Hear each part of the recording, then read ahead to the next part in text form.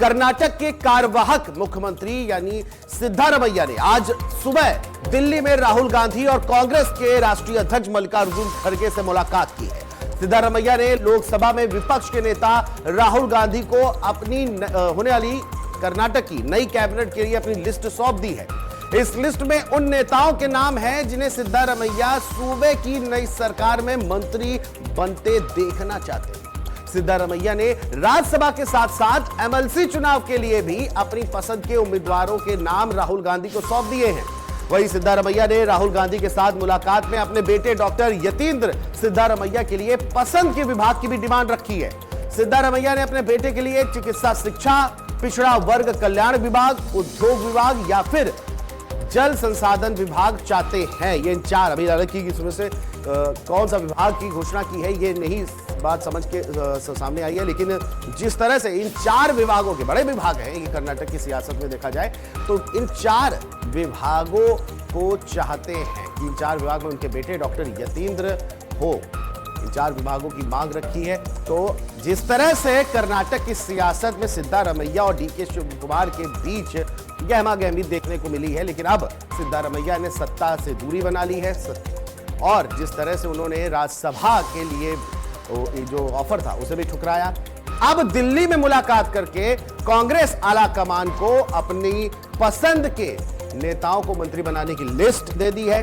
राज्यसभा और कर्नाटक की एमएलसी विधानसभा में किनको उम्मीदवार बनाना चाहते हैं वो भी लिस्ट सौंप दी है। साथ ही साथ अपने बेटे के लिए विभाग की पेशकश भी कर दी है। चार विभाग सामने आ रहे हैं, इनमें से कोई एक विभाग या फिर दो विभाग भी मिल सकते हैं। तो कुर्सी छोड़ने की एक बड़ी कीमत कहीं ना कहीं दिखाई दे रही है कि ऐसे ही सिद्धारमैया कर्नाटक की सियासत की बागडोर नहीं छोड़ेंगे। इसके पीछे उन्होंने कई जो अब खबर निकल के सामने आ रही है, दिल्ली में जिस तरह से हलचल तेज है, पहले कर्नाटक में थी लेकिन अब दिल्ली में हलचल तेज हो गई है।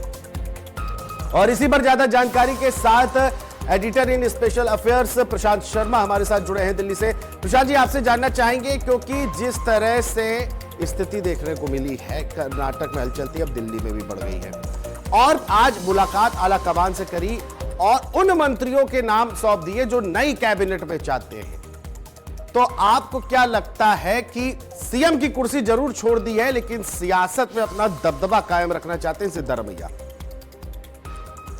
जी बिल्कुल कुलभूषण जी, देखिए कोई भी सिटिंग चीफ मिनिस्टर इतनी आसानी से सीट नहीं छोड़ता है और अगर सिद्धारमैया जैसा बड़ा लीडर हो जिसकी राज्य की राजनीति में इतनी पकड़ हो तो वो नहीं चाहेगा कि स्टेट पॉलिटिक्स में उनका बराबर कोई कद्दावर नेता खड़ा हो पाए या उनकी पकड़ ढीली हो।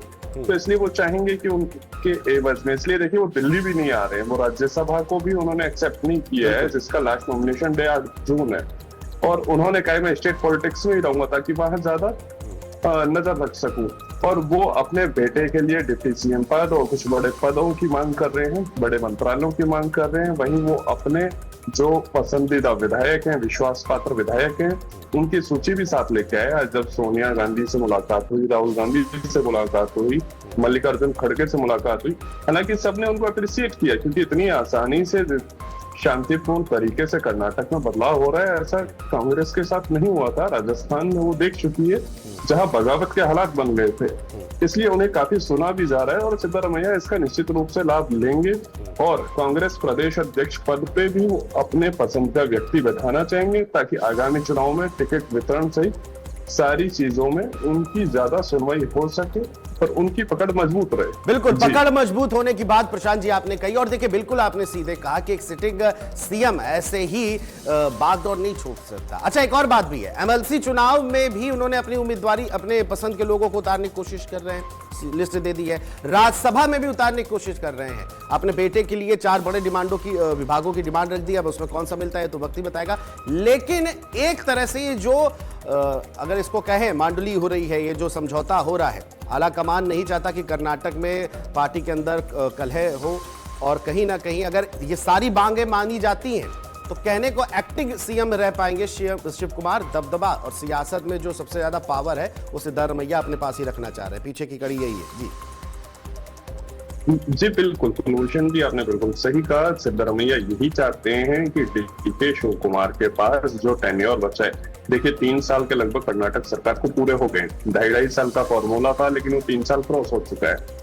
तो वहीं आप समझिए कि लास्ट के जो 6 महीने होते वो आचार संहिता बाकी की योजनाओं उसमें चले जाते हैं। तो मोटा तौर से हम देखें तो 1.5 साल बचे हैं, वो 1.5 साल भी वो नहीं चाहते कि DK Shiv Kumar full flash CM की तरह रहे, कोई पावर उनके पास रहे। इसलिए चाहे वो एमएलसी हो, चाहे राज्यसभा सांसद के पद हो, चाहे मंत्रालयों का बंटवारा हो या कांग्रेस प्रदेश अध्यक्ष पद हो, सब पे सिद्धारमैया, क्योंकि अब वो कब्जा जो है सिद्धारमैया ले चुके हैं। कुर्सी जरूर कि छीन दी है, लेकिन पावर जो है वो छोड़ना नहीं चाहते। प्रशांत जी बहुत बहुत शुक्रिया आपका तमाम जानकारियों को साझा करने के लिए।